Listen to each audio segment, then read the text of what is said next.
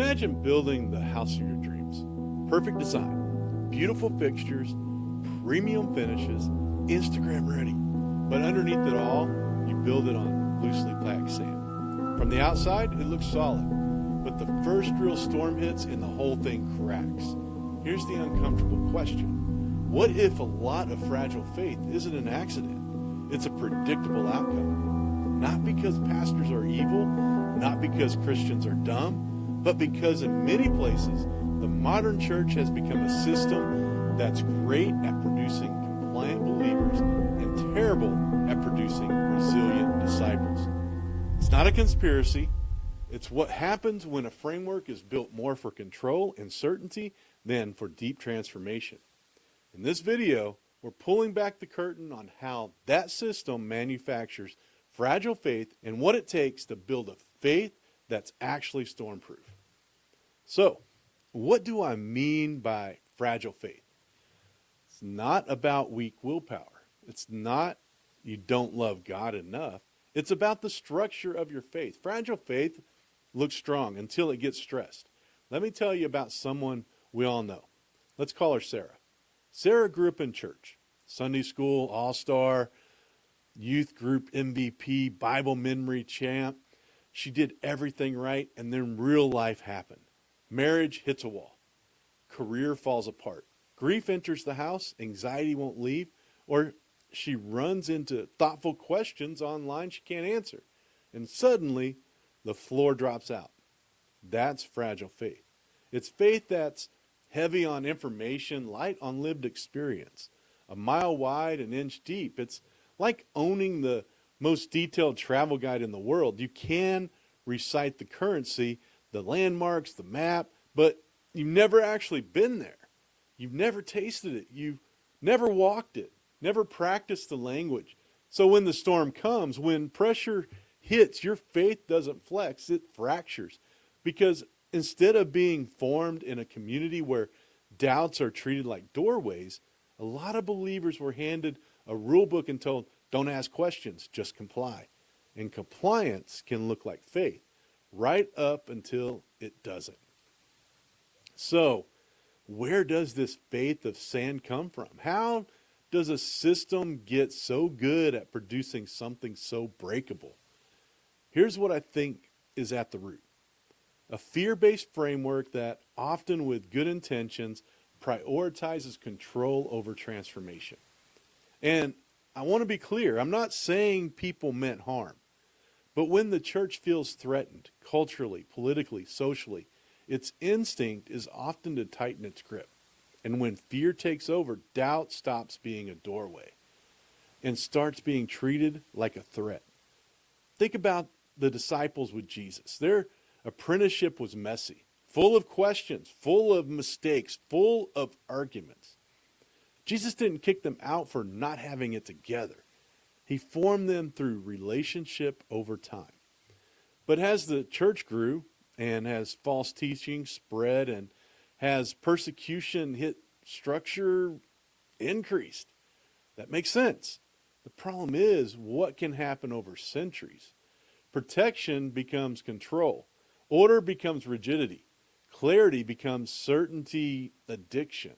It's like a gardener terrified a young tree will grow crooked, and so he ties it to a straight stake. The tree looks perfect, but it never learns to fight against the wind. When the stake comes off, it just snaps off. That's what fear-based Christianity does. It creates believers who look right but aren't resilient. So in many churches, admitting you're doubting, struggling, depressed, angry, confused feels like confessing that you're a bad Christian, which means people stop wrestling, and wrestling is where faith gets strong. Now, here's where it gets even more urgent. The modern outcomes of this system are not what you'd expect. You'd think a system that manufactures fragile faith would just empty churches out.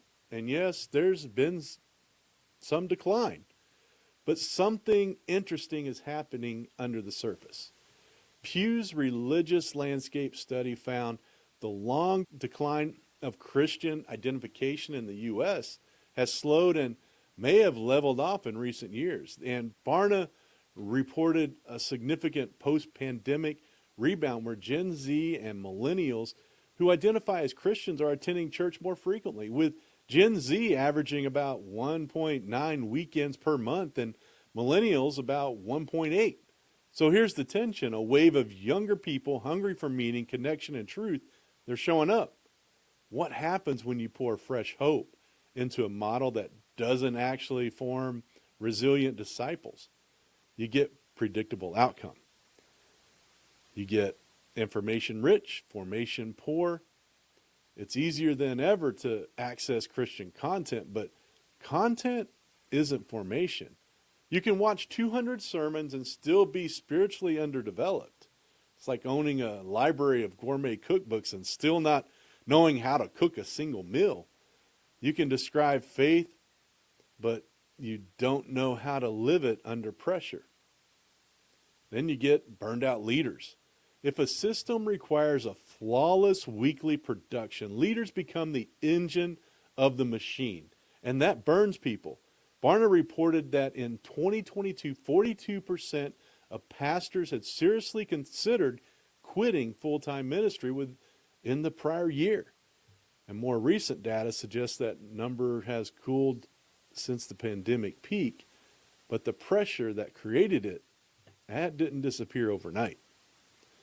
When the job becomes CEO plus therapist plus theologian plus fundraiser plus event producer plus content creator, you don't just get tired, you get hollow. And then there's performative spirituality. When compliance is the goal, faith becomes a performance. People learn the Sunday mask, smiling, polished, saying the right phrases, but underneath, anxiety, shame, loneliness, secret habits, resentment, exhaustion. So you end up with a painful gap. Who you pretend to be on Sunday versus who you are on Monday. And that gap will eventually break something. And then there's spiritual bypassing. And this one is deadly. Instead of dealing with real pain, we slap Bible verses on it like bumper stickers. Job loss, God's in control. Depression, just have more faith. Trauma, you need to forgive and you need to move on. That's not faith. That's avoidance dressed up in church language. It's painting over rot. It looks okay for a moment, but it doesn't heal anything. And that produces brittle believers who collapse in storms. So what do? If the system keeps manufacturing fragile faith, what's the path forward? Well, here's the good news. We don't have to invent something new. We have to recover something ancient. A healthier faith framework looks like this. Number one, treat doubt like a gym, not a disease. Doubt isn't the enemy. Doubt is where faith builds muscle. We need communities where someone can say, I'm not sure. And the response is, good, pull up a chair. Let's walk through it together. Not shame, not panic, not exile.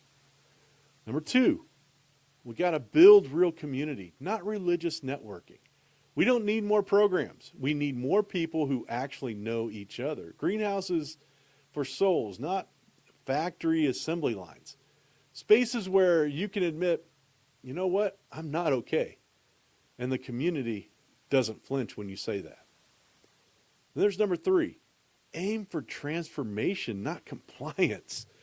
Knowing correct doctrine matters, but knowledge without formation creates fragile faith. We need practices that shape the inner life.